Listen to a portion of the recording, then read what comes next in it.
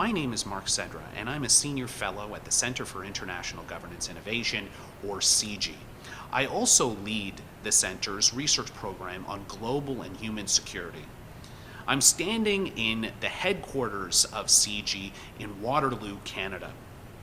CIGI was founded in 2002 by Jim Balsillie, our chair and the co-CEO of Research in Motion, a Canadian corporation.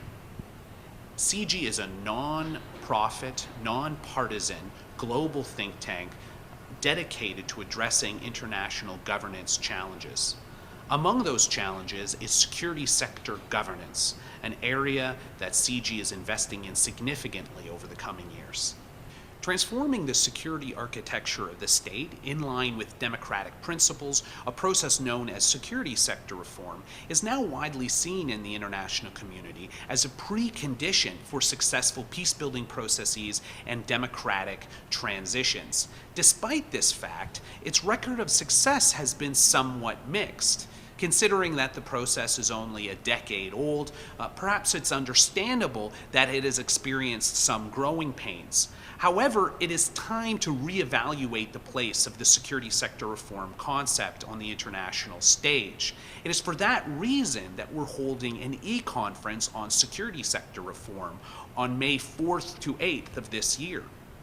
The online event will be hosted on Governance Village, a leading online governance knowledge network hosted here at CIGI. We're now in the historic CIGI building, which was originally a distillery constructed in the late 19th century. In fact, the barrels that you see behind me once contained the Canadian whiskey that was made on this site. Let me tell you a little bit about the e-conference and how it will work. The venue for the e-conference will be a password-protected website located at www.ssrfuture.org. There will be a range of conference materials available on that site, including over 20 conference papers written by SSR specialists and experts from around the world, and video and audio interviews of SSR practitioners.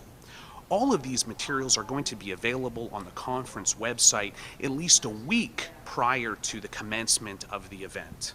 To participate in the conference, all you have to do is register for the event and log on to make comments or provide feedback on the conference materials on a discussion board. Let me tell you a little bit about the agenda for the e-conference, which will run for 5 days from May 4th to 8th of this year. On day one, we're going to look at the origins and evolution of the SSR concept over the past decade. During day two, we're going to look at how different donors from across the world approach SSR.